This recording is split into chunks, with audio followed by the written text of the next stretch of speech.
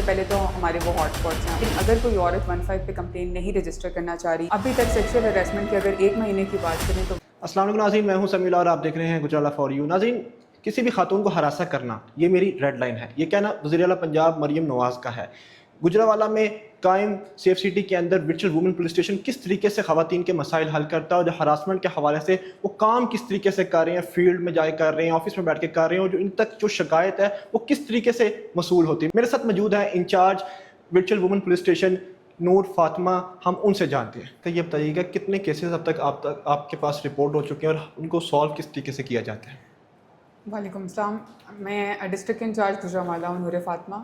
اور ہمارے پاس خواتین سے ریلیٹڈ تمام تر کیسز آتے ہیں, جیسے کہ سیکشل ہراسمنٹ ہو گئی, یا ریپ ہو گیا, مرڈر ہو گیا, ڈومیسٹک وائلنس ہو گیا, جس میں ڈومیسٹک وائلنس کی ریشیو ہمارے پاس سب سے زیادہ ہے. اگر ہم بات کرتے ہیں کیسز کی, تو وہ ابھی تک ہمارے پاس تھاؤزنڈس آف کیسز میں ہمارے پاس گجرانوالہ میں 2024 سے آنورڈ اب تک رپورٹ ہو چکے ہیں. اور ان میں جتنی تعداد ہے اتنے ہی زیادہ ریزالو کیسز اور ایف آئی آر بھی رجسٹرڈ ہیں. صرف اگر 1 مہینے کی بات کی جائے تو اس میں ہمارے پاس 3810 کیسز رپورٹ ہوئے ہیں, جس میں 2837 کیسز جو ہیں یہ ریزالوڈ ہیں. اور اگر ہم بات کریں کہ سب سے زیادہ کیسز کون سے رپورٹ ہوتے ہیں, تو وہ ڈومیسٹک وائلنس کے کیسز ہیں.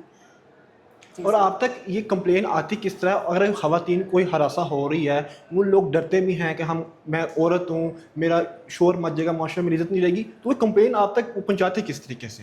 سب سے پہلے جو ہمارا کمپلین ہمارے پاس آنے کا میڈیم ہے وہ 15 ہے. 15 پہ کمپلین آتی ہے, لیکن اگر کوئی عورت 15 پہ کمپلین نہیں رجسٹر کرنا چاہ رہی, یا وہ کسی ایسے علاقے میں جہاں وہ 15 پہ کال نہیں کر پاتی, تو اس کے اندر ہم لوگ وومن سیفٹی ایپ بھی پرووائڈ کرتے ہیں, جو کہ ہماری جس پہ آپ ہم سے چیٹ کر سکتے ہیں, لائیو اپنی جو ہے 15 کی کال ہم پر پہنچا سکتے ہیں, لائیو ویڈیو کال کر سکتے ہیں. اس کے علاوہ ہمارے پاس گیسچر بیسڈ الرٹ بھی آتا ہے, جس کے تھرو آپ ہم سے رابطہ کر سکتے ہیں. سینسیٹیو کیسز اب تک کتنے آپ کے پاس رپورٹ ہو چکے ہیں؟ ابھی تک سیکشل ہراسمنٹ کے اگر 1 مہینے کی بات کریں تو 156 کیسز ہمارے پاس رپورٹ ہوئے ہیں, جن میں سے 146 جو تھے وہ کیسز ریزالوڈ ہیں, کیونکہ وہ ایلیگیشن کی بیسس پہ یا وہ پروون نہیں تھی سیکشل ہراسمنٹ, اس کی بیسس پہ کلوز ہو گئے ہیں.